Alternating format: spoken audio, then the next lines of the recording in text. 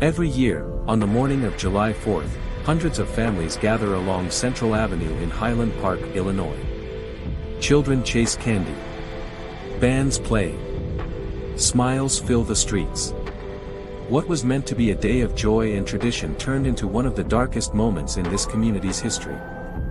In just a matter of seconds, 7 people lost their lives and dozens more were injured. A shooter had climbed above the crowd and began firing. This is the story of how celebration became tragedy, and of a trail of warning signs that many say went unnoticed.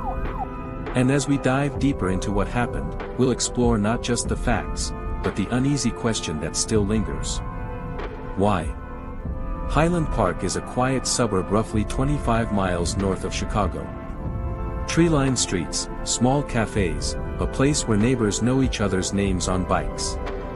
Independence Day has always been a big tradition here. Red, white, and blue decorations line Central Avenue. The parade brings everyone together. All ages, for a day of celebration. One resident says, "It's a place where you feel safe." You don't expect something like this to happen here. But on July 4th, 2022, at around 10:14 a.m., that sense of safety was shattered. About 15 minutes into the parade, while marching bands played and families cheered, gunshots rang out. 7 people were killed. 48 others were wounded by bullets or shrapnel. The scene turned from celebration to chaos. Police later determined that the shots had come from above, from a rooftop nearby, fired into a dense crowd of spectators. As panic unfolded on the street below, law enforcement faced another urgency: finding the shooter. Investigators quickly traced surveillance video and witness accounts. By evening, at around 6:30 p.m., authorities located a suspect, a 21-year-old man identified as Robert E. Crimo III. Crimo was arrested after a brief pursuit. He was taken into custody without further incident, bringing an end to one of the most intense manhunts the region had seen. To many neighbors, Crimo was an unremarkable young man, someone who had lived in Lake County his whole life and attended the local high school. But online, he had another identity. He performed as a musician under the name Awake the Rapper, uploading songs and videos that in hindsight, appeared unsettling and dark. Some videos depicted cartoon shooters firing weapons, scenes of violence, and characters lying in pools of blood. In one, a voice says, "I need to just do it. It is my destiny." Investigators and analysts reviewing Crimo's digital footprint found something more concerning than just experimental art. He posted imagery related to violence and death, some of it months before the attack. Videos featured shooting animations and other provocative content. He also posted footage of parts of the Highland Park parade route nearly a year before the attack, raising the question: had he been planning this for much longer than anyone realized? In the digital age, people leave footprints.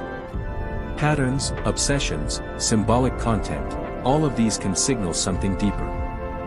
Crimo's digital footprint was not just dark, it was entangled with symbology and violent themes that some specialists say should have been flagged earlier.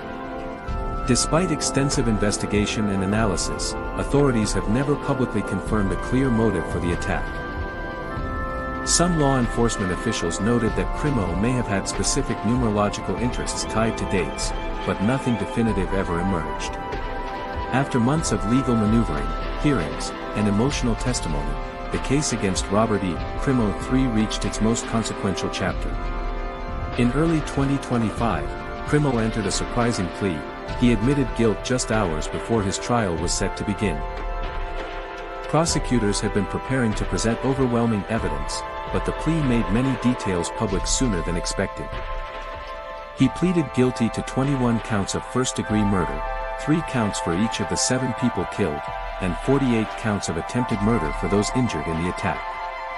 On April 24, 2025, Judge Victoria Rossetti delivered one of the most severe sentences available under Illinois law. Crimo received 7 consecutive life sentences without the possibility of parole, 1 for each life he took. along with decades of additional time for the 48 attempted murder counts. The judge called him irretrievably depraved, permanently incorrigible, and beyond any rehabilitation. Crimo did not attend his sentencing hearing, and in many ways, his absence was as notable as the sentence itself. Survivors described his choice not to face those affected as further evidence of detachment from what his actions had caused. 7 lives ended in a flash. They were husbands, wives, grandparents, teachers, neighbors, ordinary people celebrating a holiday. Catherine Goldstein was 64.